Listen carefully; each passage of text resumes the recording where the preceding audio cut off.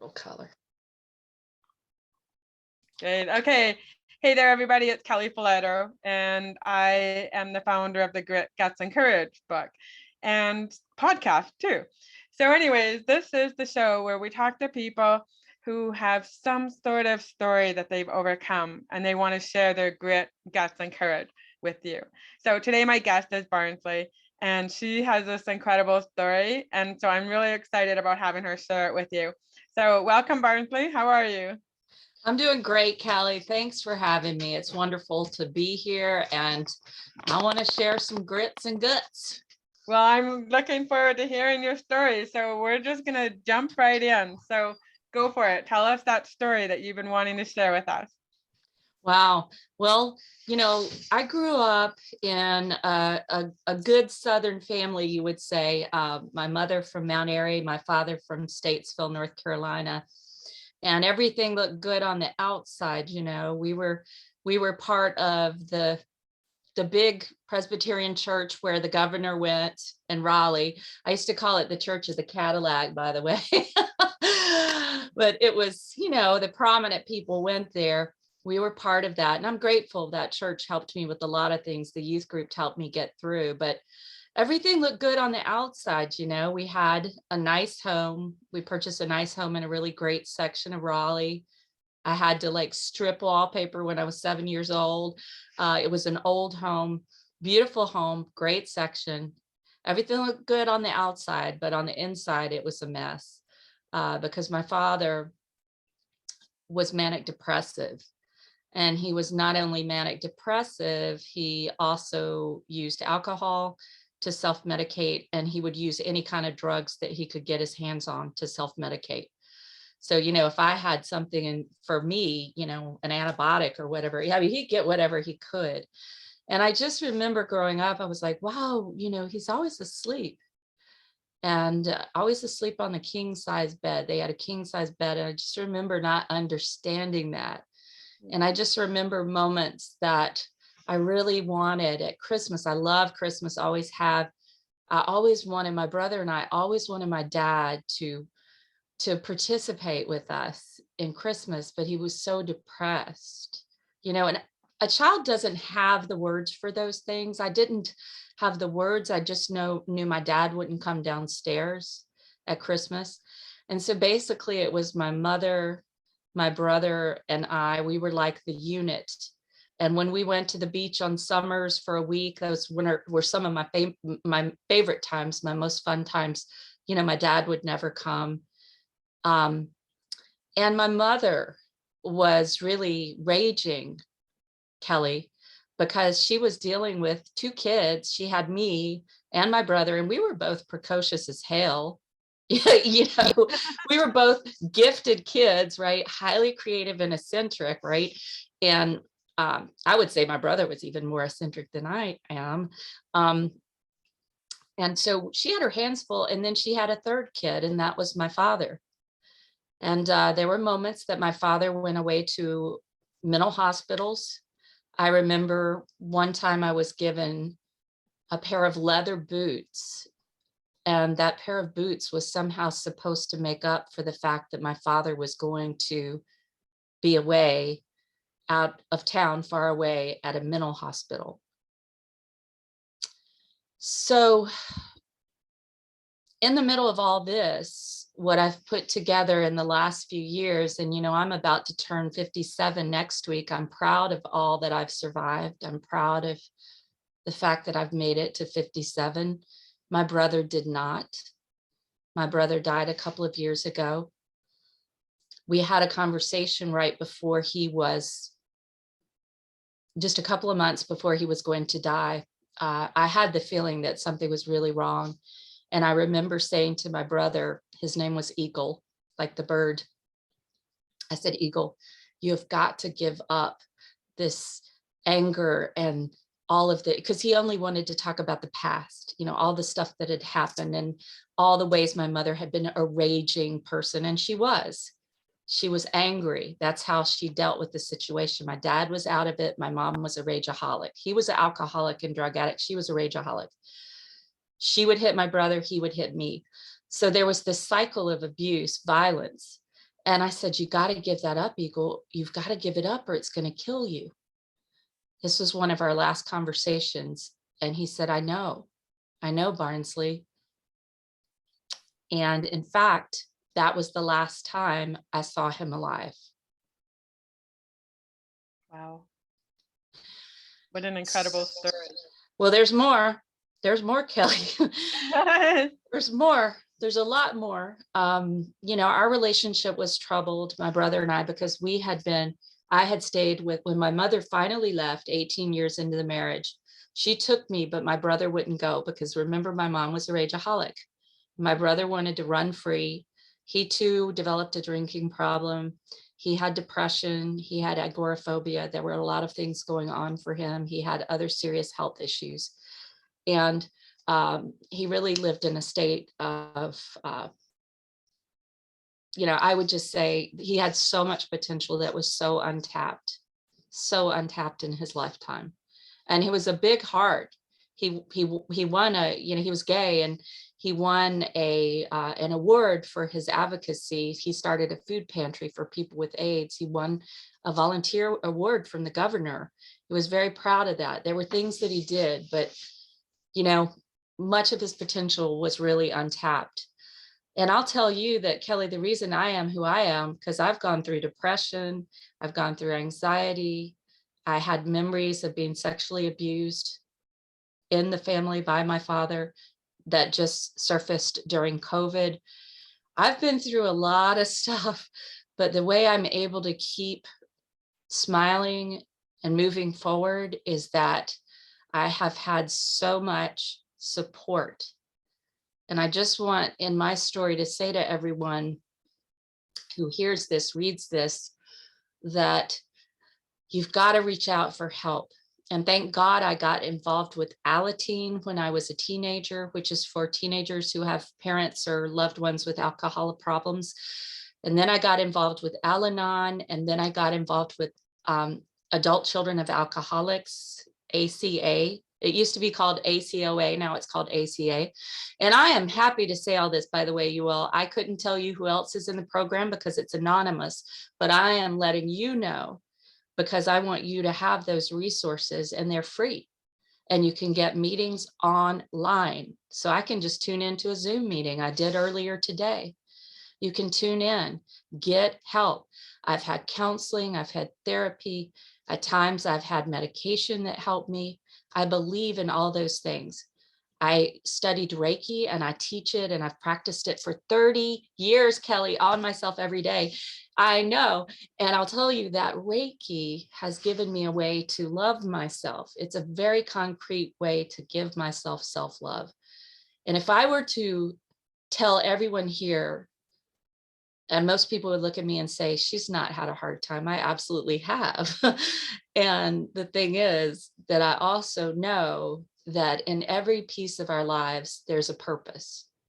And my purpose has been deepened in healing people and helping women achieve financial freedom so they never have to stay in an untenable situation, so they can get the hell out, whether it's a job, a marriage, a partnership, whatever it is. My care about and compassion for people who've been marginalized in some way, shape, or form, that all came out of my experience of feeling like I didn't belong and like I wasn't heard, like I wasn't seen when I was a kid. Most people would say now they can't believe who I am, that I write, that I speak, and that I share all this stuff. But the truth of the matter is, all of this has been brought out of me by the experience of all the pain. So, yeah. Are you crying over there? Because I'm about to cry. I've got something stuck in my eye. Okay, all right. I was like, oh, don't cry. But the point is, we need to reach out and get help. I've done all sorts of kinds of body work. I've done the Reiki every day for 30 years. I go and get massage regularly. I get acupuncture regularly. I've done all sorts of somatic healing methodologies like Rolfing. I'll go and receive those, kinesiology, so forth, because the body, there's a great book, The Body Keeps the Score. And so whatever trauma happens to us, whether it's, as in your case, surviving that horrible, your body being burned, 75% of your body being burned, or me surviving violation and physical abuse, physical and sexual abuse, and emotional neglect, all of these things are stored in our bodies, you all. And so what we've got to do, if we want to have a life where we can smile and have joy and feel alive, really feel fully alive, is we get to go excavate that stuff and release it. And that's where, for me, teaching Reiki comes in, because my clients will say, man, I did more in that weekend with you in Reiki level 1 than I've done in 25 years of counseling. And by the way, Kelly, that particular comment was from a psychiatrist, right? Oh my gosh, that's crazy. She had lost a child, right? She had lost a child, an adult child, but she had lost a child in an accident. And, she's like, yeah, I did more in that weekend with you than I did in my own 25 years of therapy. And this is from a psychiatrist. So it really is a powerful thing to work with your body. We cannot just work with these issues that we've gone through. We cannot just work with them intellectually. We can't just talk about them. We need to relay, the word that comes to mind is exorcise them, get them out of, release them from our bodies so that we can be free. And it's a continual process. I mean, I will have moments where I get triggered by something and I realize I'm not feeling safe. And then I'm able to look and ask, okay, what is this really about? About what age am I right now? What age am I? And sometimes I'll find myself, oh, I was like 3. That's how I'm feeling. And I can do healing work to release that. So I just want to say to everyone, my journey is not one I would trade, actually. I wouldn't trade it. And I think when we're able to realize that everything we are and everything we've become is because of every bit of what was lined up in our life, what our soul chose to experience, when we're able to accept that and to let go of any idea that it should have been different. So many people spend their lives wishing they'd had different parents, or wishing they'd have had different experiences, or wishing that this hadn't happened. Well, it has happened. It happened. The shit happened. There's no other thing to call it. Was shit. But shit can be shit, or shit can be compost and fertilizer, right? And there's a reason why it was there. So when you can excavate that and you hang on to that for dear life and create your purpose around it, create your purpose and realize it's part of your purpose, it's part of your divine calling, it's part of your vocation, which comes from vocari, which means calling. When you realize that, then you do have courage. So that's the courage piece. I know we have to finish here, but I love the word courage. And the reason I love it is because it comes from coraggio, which means from the heart. And I believe that in our lives, we can either say, well, my heart is broken by this, and my heart is broken by a lot of things. My heart is broken by the fact that my dad was gay, but he had to be in a marriage, right? That was part of his depression, was that he was gay. And he had a lot of different, let's say, how can I say it nicely, sexual proclivities. And he wasn't able to express that openly. And perhaps if he had, he wouldn't have done some of the things that he did. Right? Yeah. He had, he had to closet himself, which is, to me, super sad. And then when I think about my mother with a man that she loved, she still considers him the love of her life, even though they hated each other after the divorce. She still does. When he died, she's like, I think he was the love of my life. But imagine being in love with someone who's gay and not being able to have them. They never really want you. Think about that. It's just heartbreaking. So I can say my heart is broken by this, or I can say, my heart is broken by the abuse I experienced. in this really tense and I'm thinking like a pit of vipers. I don't know, but like in this intensely dysfunctional upbringing, I can say my heart is broken by that. I can say my heart is broken that my brother passed and wasn't able to deal with the things and release them. Or I can say my heart was broken open. I And love that's that. where the courage Told part comes me in. that the other day, and that's the first time I've ever heard that your heart is broken open. And I'm like, oh my God, that's just such a beautiful way of saying it. It's so true.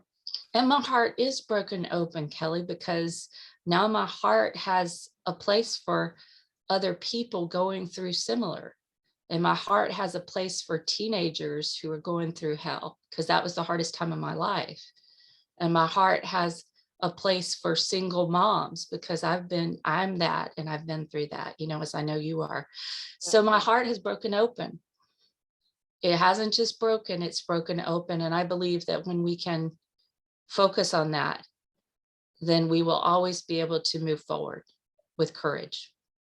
So Barnsley, you've got a young woman sitting in front of you, and she is being traumatized. She's going through, depression, anxiety, and, been sexually abused, and, Yeah. parents are just not showing her love the way she needs to be shown. What Yeah. would you tell her? How can she get through this? I would tell her, oh, it's giving me chills too. I'm getting those, I call them Holy Spirit bumps. But I would tell her, you matter.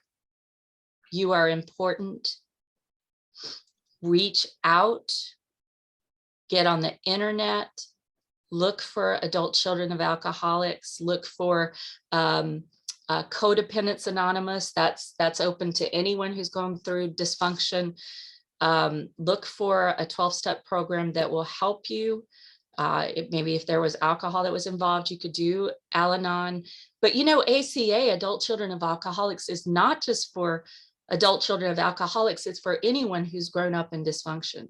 And people don't often realize that. So I would say to her, get on the internet, get yourself a meeting, and show up. And you are going to cry. It's going to be hard. Get yourself the big red book. Keep showing up. And I would say, get yourself a counselor. I would say, get yourself friends who understand, who don't expect you to be something you're not, who can understand all parts of you and not feel sorry for you. You don't need someone to feel sorry for you. You already know that. You don't need someone to feel sorry for you. What you need is to know that there are other people who've gotten through this, that you matter, your voice is important, and you're going to get through too.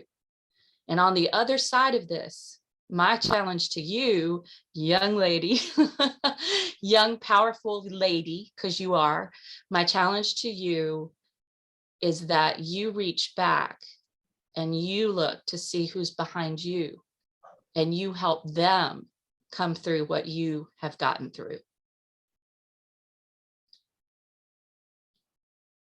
You use it to become a ripple of positivity, love, power, and impact in the world. I love it. So Barnsley, what is the gift in it? We're down to our last question. So what's the gift of what you've been through?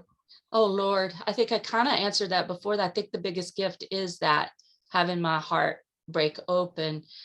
But I guess one other thing comes to mind, Kelly, and that is that I'm able to see through all the bullshit on the surface.